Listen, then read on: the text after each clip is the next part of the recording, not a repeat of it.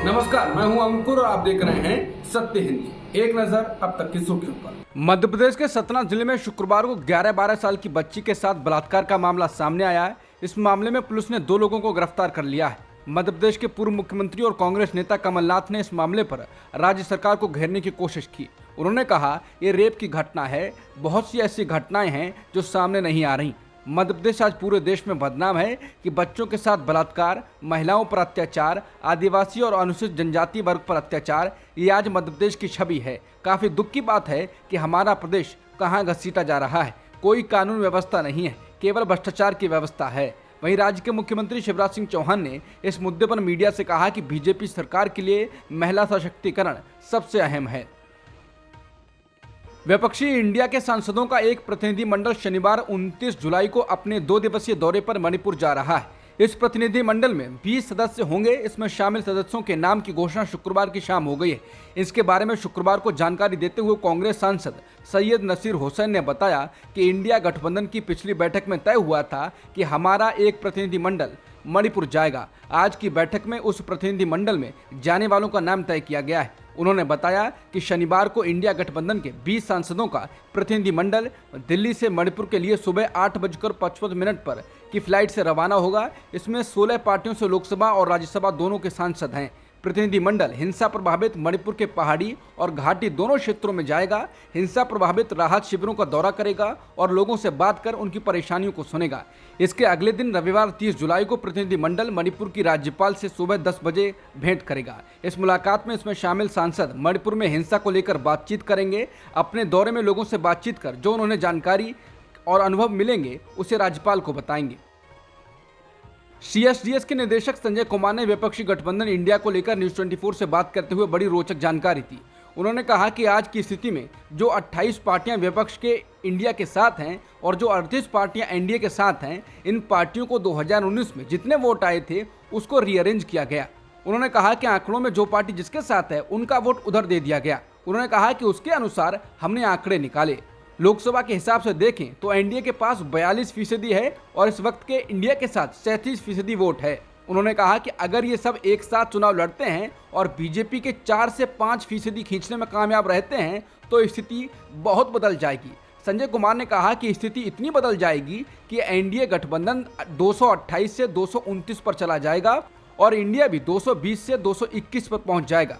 उन्होंने कहा कि अगर इंडिया गठबंधन एनडीए से वोट खींचता है और इधर वोट चले जाते हैं तो बदली हुई स्थिति दिखाई पड़ती है। इंडिया एकजुट रहा तो बीजेपी को चुनौती मिलेगी और अगर एनडीए के वोट नीचे गिरने लगे और इंडिया का बढ़ेगा तब मुश्किलें आ सकती हैं।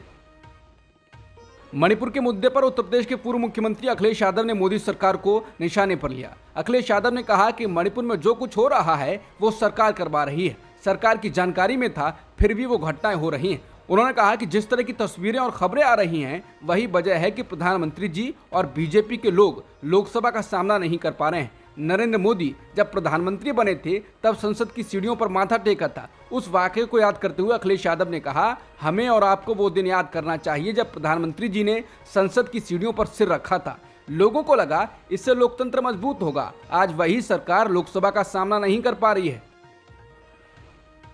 राज्यसभा के सभापति जगदीप धनखड़ ने शुक्रवार को कहा कि वो मणिपुर मुद्दे पर चर्चा के लिए तैयार हैं, लेकिन उन्हें नाटकबाजी बंद करनी होगी। मणिपुर हिंसा के मामले में चर्चा कराने की मांग को लेकर हो रहे हंगामे के बीच ही सदन को पूरे दिन के लिए स्थगित करना पड़ा। इसी मुद्दे पर लोकसभा भी पहले 12 बजे तक के लिए और बाद में पूरे दिन के लिए स्थगित कर दी गई। राज्यसभा के सभापति धनखड़ ने कहा कि कई सांसदों ने इसी मुद्दे मणिपुर पर नियम 267 पेश किया है। उन्होंने ये भी कहा कि सदस्यों का व्यवहार इतना अनुकरणीय होना चाहिए कि बड़े पैमाने पर लोग उनका अनुकरण करने के लिए प्रेरित हों। उन्होंने सांसदों से पक्षपातपूर्ण हितों से ऊपर उठकर काम करने की भी अपील की, जैसा कि विपक्षी सांसदों ने अपने भाषण के दौरान विरोध किया। धनखड़ ने टीएमसी सांसद डेरेक ओब्रायन का नाम लिया और कहा कि ये उनकी नाटकीयता में शामिल होने की आदत बन गई है और इसके तुरंत बाद उन्होंने राज्यसभा को दिन भर के लिए स्थगित कर दिया। संसद के मानसून सत्र में मणिपुर हिंसा को लेकर विपक्ष लगातार पीएम मोदी से बोलने की मांग कर रहा है, इसीलिए वो अविश्वास प्रस्ताव भी लेकर आया है। इस बीच आम आदमी पार्टी के सांसद राघव चड्ढा ने कहा है कि लोकसभा स्पीकर की ओर से अविश्वास प्रस्ताव को स्वीकार कर लेने के बाद सदन में कोई बिल पेश नहीं किया जाता है। लेकिन देखा जा रहा है कि इसके बाद भी कई बिल पेश और पारित किए जा रहे हैं। उन्होंने कहा, मैं स्पीकर से अपील करता हूं कि अविश्वास प्रस्ताव स्वीकार कर लिए जाने के बाद कोई विधायी कार्य न हो। दिल्ली के नौकरशाहों पर नियंत्रण संबंधी विधेयक सोमवार को लोकसभा में आने की संभावना है। पूरी ताकत से लड़ रहे विपक्ष ने सवाल किया है कि जब सरकार के खिलाफ अविश्वास प्रस्ताव लंबित है तो क्या बिल पारित किया जा सकता है। आज एक ट्वीट में कांग्रेस के मनीष तिवारी ने एक नियम पुस्तिका का हवाला दिया जो इसके विपरीत सुझाव देती है और स्पीकर ओम बिरला से बिना अनुमति या देरी के अविश्वास प्रस्ताव पर चर्चा शुरू करने का आग्रह किया। उन्होंने कहा कि जब अविश्वास प्रस्ताव अभी लंबित है तो बिल पारित करना एक मजाक है। वहीं अध्यक्ष ने संकेत दिया है कि परंपरागत रूप से बहस और चर्चा की तारीख सभी पक्षों से परामर्श करने के बाद तय की जाती है और बीच की अवधि में लेजिस्लेटिव बिजनेस प्रतिबंधित नहीं है। अगले कुछ महीनों में 4 राज्य तेलंगाना, राजस्थान, मध्य प्रदेश और छत्तीसगढ़ में विधानसभा के चुनाव होने वाले हैं। इन राज्यों के चुनाव के लिए भाजपा ने कमर कस ली है और पार्टी चुनावी मोड में आती हुई दिख रही है। इन 4 में से एक मध्य प्रदेश में भाजपा सत्ता में है। यहाँ वो करीब 20 सालों की एंटी इनकम्बेंसी का मुकाबला कर रही है। वहीं राजस्थान और छत्तीसगढ़ में कांग्रेस, जबकि तेलंगाना में बीआरएस पार्टी सत्ता में है। इन 3 राज्यों में सत्ता में आने और मध्य प्रदेश में अपनी सत्ता को बरकरार रखने के लिए भाजपा ने अपनी टीम 11 का ऐलान किया है। इस टीम को इन राज्यों में भाजपा की जीत के लिए पार्टी ने अभी से ही काम पर लग जाने का निर्देश दिया है। खास बात यह है कि इस बड़े चुनावी अभियान के लिए खुद गृह मंत्री अमित शाह और भाजपा के राष्ट्रीय अध्यक्ष जेपी नड्डा ने कमान संभाल ली है। ये दोनों नेता इन 4 राज्यों में चुनाव की तिथि की घोषणा होने तक हर सप्ताह दौरा करेंगे। भाजपा ने पहले ही इन 4 राज्यों के लिए 4 केंद्रीय मंत्रियों समेत कुल 9 नेताओं को जिम्मेदारी दी है। सुप्रीम कोर्ट ने अगस्त 2018 से जेल में बंद भीमा कोरेगांव मामले के आरोपी बर्नोन गोंसाल्विस और अरुण फरेरा को आखिरकार जमानत दे दी है। उन पर भीमा कोरेगांव हिंसा के संबंध में यूएपीए के तहत आरोप लगाए गए।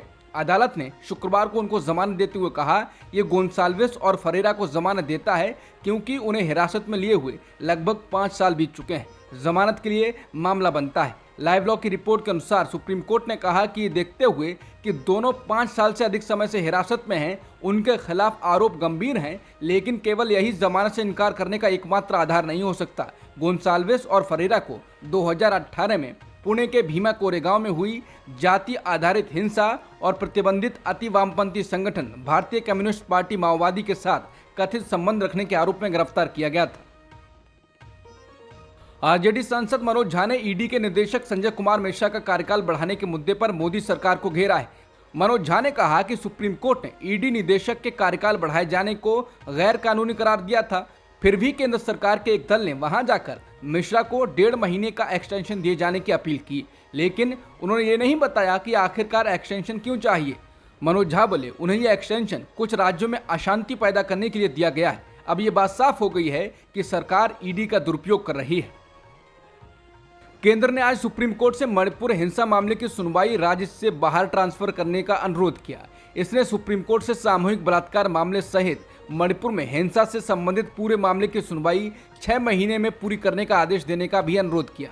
सूत्रों ने कहा कि हलफनामा खुद गृह सचिव अजय भल्ला ने दायर किया था, जिसमें अदालत को एक संदेश दिया गया था कि केंद्र इस मामले पर बेहद गंभीरता से काम कर रहा है। केंद्र ने कहा कि केंद्र सरकार वर्तमान में जो अपराध हुए हैं उनको बहुत जघन्य मानती है, जिन्हें न केवल उतनी गंभीरता से लिया जाना चाहिए बल्कि न्याय भी होना चाहिए, ताकि अपराधों के संबंध में पूरे देश में इसका निवारक प्रभाव पड़े। यही कारण है कि केंद्र सरकार ने जांच एक स्वतंत्र जांच एजेंसी यानी सीबीआई को सौंपने का फैसला किया है। वाईएसआर कांग्रेस ने संसद में मोदी सरकार के समर्थन का फैसला किया है। पार्टी विपक्षी गठबंधन इंडिया की ओर से लाए जा रहे अविश्वास प्रस्ताव के खिलाफ वोटिंग करेगी। बता दें, 26 दलों के विपक्षी गठबंधन ने प्रधानमंत्री से सदन के अंदर मणिपुर की स्थिति पर बयान देने की मांग करते हुए लोकसभा में अविश्वास प्रस्ताव का नोटिस पेश किया है। नोटिस स्वीकार कर लिया गया है, लेकिन इस पर बहस की तारीख पर फैसला लिया जाना अभी बाकी है। अब तक की खबरों में इतना ही। बाकी खबरों के लिए बने रहिए सत्यहिंदी.com के साथ।